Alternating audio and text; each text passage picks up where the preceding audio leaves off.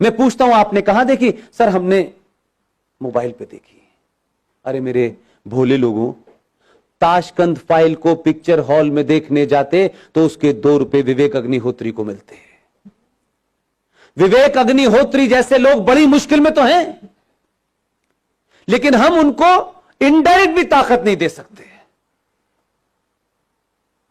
वो किन किन से लड़ रहा है, किन हालात में बना रहा है, और उसके बावजूद डिस्क्रिमिनेट करने वाली ताकतें उसका डिस्क्रिमिनेशन कर रही हैं। लेकिन 90 करोड़ में से 10 करोड़ लोग तय कर लेते कि इसकी फिल्म देखने जाएंगे, क्या फर्क पड़ता है यार, हमारा नॉलेज ही बढ़ जाएगा, वो ओरिजिनल डॉक्यूमेंट ही देखने को मिल जाएंगे, क्या फर्क पड़ रहा है। एक बार तय कर लेते।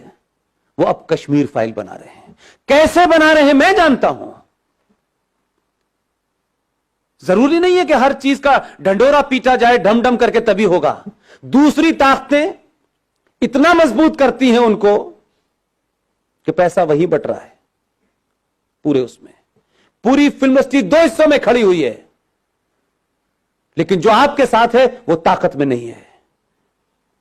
वहां काम उसी को मिलेगा जब उस एजेंडे वाले के पास जाएंगे। 272 स्क्रिप्ट राइटर हैं, उन्हीं से लिखवानी है आपको फिल्म, पैसा घुमा के वहीं जाना है, क्योंकि वो एक मिशन मोड में है, आप फैशन के मोड में हैं। हम अपनी कमियों को समझें। हमसे जो 1000 साल पहले भूल हुई थी मैं नहीं जानता क्या थी, लेकिन लगता है मुझे आज के दौर को देख करके कि कुछ भी नहीं होता, हिस्ट्री रिपीट हो रही है। जो काम आप कर रहे हैं वो हमारे लिए शायद उसका तत्कालिक कोई फायदा हो ना हो, लेकिन आने वाली नस्लों के लिए होगा। यह तय होगा कि 20 साल के बाद मेरे बच्चे टोपी लगाएंगे, मेरी बेटियां बुर्का पहनेंगी या नहीं पहनेंगी। अगर नहीं चाहते हैं तो ताकत से खड़े होइए। वो कौन है, कौन नहीं है, कैसा है, बुरा है, अच्छा है, यह महत्व नहीं है। इस समय कई सवाल पूछने का समय नहीं है। दूसरे सवाल नहीं पूछ रहे हैं, पूरी दुनिया में है। पाकिस्तान नेशनल असेंबली का चेयरमैन चिट्ठियां लिख रहा है सऊदी अरब को। 2.5 लाख की रैली निकल रही है उस बांग्लादेश को जिसे आपने चड्डी बनियान पहनना सिखाया है। नंगे घूम रहे थे वो, जिनकी आधी आबादी आपके मुल्क में है, और आपके मुल्क में सत्ता लोभी लोग उनको कह रहे हैं इनको रखो, ये हमारे दबान है, क्योंकि इन्हीं से हमें वोट मिलेगा और इसी हम सत्ता में रहेंगे। यही कारण रहा होगा 1000 साल पहले भारत के गुलाम होने का, जो आज दिखाई देता है मुझे। कैसे कैसे नारे लग रहे हैं इस देश के अंदर। हर राज्य एक अलग अलग बात कर रहा है। कोई यूएनओ चिट्ठी लिख रहा है, आपके लोगों की गिनती ज्यादा है उसमें। वही ताकतें बाहर निकल रही हैं। सबके नाम नहीं लेना चाहता, इतने महान नहीं उनका नाम लूं मैं, लेकिन राष्ट्र को आपकी जरूरत है। और आप समझ लीजिए, हम सब लोग इतने बेहया हो चुके हैं, इतने बेगैरत हो चुके हैं कि हम जरा सा अगर हमारे आदमी में कहीं कमजोरी हो गई, जरा सी कहीं हल्का सा भी वो कमजोर पड़ा, हम पहले लोग हैं जो ये कहेंगे। हम बहुत कह रहे थे यार इतना नहीं करना चाहिए था, देखो देखो इसने इतना ज्यादा कर दिया था। हम इतने मक्कार लोग हैं। हम उसके बुरे वक्त में, क्योंकि ये उसका बुरा वक्त नहीं है, ये देश का और राष्ट्र का बुरा वक्त है। इस वक्त कुछ भी नहीं सोचना है मुझे, न मैं सोचना चाहता हूं, न मेरी कोई महत्वाकांक्षा है। हम अगर 5 लोगों को जगा सकते हैं तो 5 को जगाएं, क्योंकि हमारे यहां कुछ लोग सो नहीं रहे हैं, हमारे यहां जगे हुए लोग भी सोने का बहाना कर रहे हैं। लिहाजा ऐसे सम्मेलन हर दिन होने चाहिए, हर जगह होने चाहिए, सड़कों चौराहे पर होने चाहिए और खुले में होने चाहिए, ताकि एक बार में लाखों लोग सुने। इसकी यह महत्वता नहीं है कि इसमें कौन बोलने आया है, कौन चीफ गेस्ट है, कोई ना कोई आता रहेगा। और आपने सोचा भी नहीं होगा कि इस देश में 15-20 लोग इसी समय देश के अलग अलग कोनों पे बोल रहे हैं। उनका किसी पार्टी से कोई संबंध नहीं है, वो किसी पार्टी के ऑफिस नहीं गए। हमारा राष्ट्रवाद राज्यसभा की कुर्सी तक महफूज नहीं रहना चाहिए। अब हम राज्यसभा में आ गए तो हमारा राष्ट्रवाद पूरा हो गया, अब हमें सत्ता की मलाई खानी है। उससे पहले हम बहुत राष्ट्रवादी थे। मैंने कई लोगों को रातों रात बदलते देखा है पिछले 6 महीने में, माफ कीजिएगा।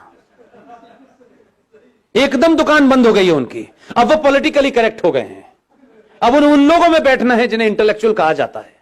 अब उन्हें हिंदुत्व की बात करना थोड़ा सा ऐसा लगता है, भाई देखो हमें ध्यान तो रखना चाहिए, इस देश में 35 करोड़ मुसलमान हैं, तो 6 महीने पहले क्यों बोल रहे थे? इसलिए आपके यहां ईमानदारी नहीं है। 15-20 लोगों में, चाहे मेजर जनरल जीडी बख्शी हो, कर्नल RSN हो, सुशील पंडित हो, गौरव आर्या हो, ललित अंबरदार हो, इनमें से कोई एजेंडा है किसी का? रोज टेलीविजन पे आप देखते हैं, रोज कहीं ना कहीं भाषण चल रहा होता है उनका। किस लिए? क्या सिर्फ 90 करोड़ हिंदुओं में यही 10-15 लोग हैं? क्यों नहीं हर घर के अंदर 2-2 लोग पैदा हो रहे हैं? क्यों हम ये मानते हैं कि राष्ट्रवाद एक शाम में चाय पीने जैसा है कि थोड़ी देर के लिए राष्ट्रवाद भी बात कर लें? कुछ लोगों का राष्ट्रवाद 9 बजे रिपब्लिक टीवी देख के शुरू होता है और 11 बजे कहते हैं बस भारत माता की जय, सो जाओ। राष्ट्रवाद जीना होता है।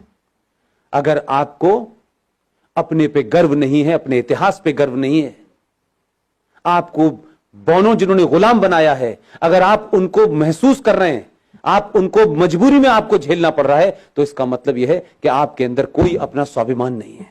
जिसमें स्वाभिमान नहीं होता उसे राष्ट्र की कोई चिंता नहीं होती। उसको किसी भी हालत में रख दो, वो एडजस्ट कर लेगा, वो नाम बदल लेगा, वो धर्म बदल लेगा, वो लड़की की शादी करके एक नया रिश्ता बना देगा और नाम लगेगा, रख लेगा अपना शब्बीर कुमार। वो कुछ भी कर लेगा। अगर जागृत समाज होता तो उस दिन बोलना चाहिए था जिस दिन गुलशन कुमार की हत्या हुई थी। आप 3 चीजें रख रहा हूं रवि भाई, ध्यान दीजिएगा। इस देश की प्राइमरी एजुकेशन को हमने क्रिश्चियंस के हाथों सौंप दिया है,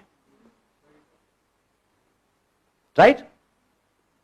इस देश के इतिहास को हमने 70 सालों में कम्युनिस्टों के हाथों में सौंप दिया था। और तीसरी चीज बताऊं, इस देश का एंटरटेनमेंट आपने जिहादी मुसलमानों के हाथों छोड़ दिया है।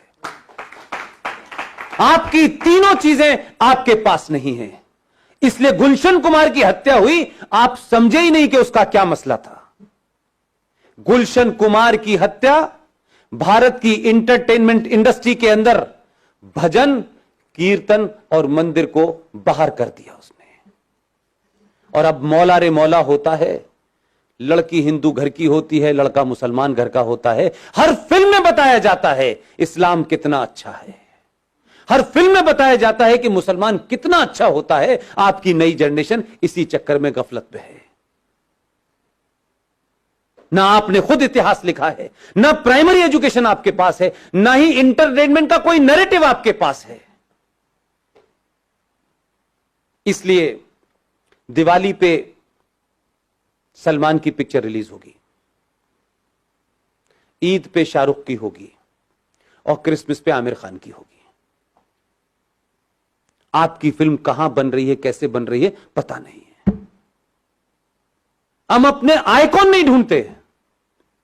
और कोई आदमी राष्ट्र के लिए बिना किसी लालच के कोई काम भी कर रहा होगा तो सबसे पहले हमें उसी के अंदर कुछ नुस्ख निकालना होता है। हम उसको कैसे मजबूत करें इसकी हमें चिंता नहीं होती। हम एहसान करते हैं। हमारे दोस्त, बड़े अजीज, बेहतरीन इंसान विवेक अग्निहोत्री ने फिल्म बनाई ताशकंद फाइल। आपको कुछ कुछ चीजों का अंदाजा है? इस बार के एक बड़ा अवार्ड मिलता है, उस अवार्ड में 2 ही फिल्में फाइनल हुई लंबी 10 फिल्मों में से। एक कोई गिल्ली डंडा फिल्म बनी थी, क्या बनी थी, कुछ गली बॉय, एक वो थी और एक ताशकंद फाइल थी। दुख दूसरा है मेरा, सत्ता बदली लेकिन अभी व्यवस्था नहीं बदली है।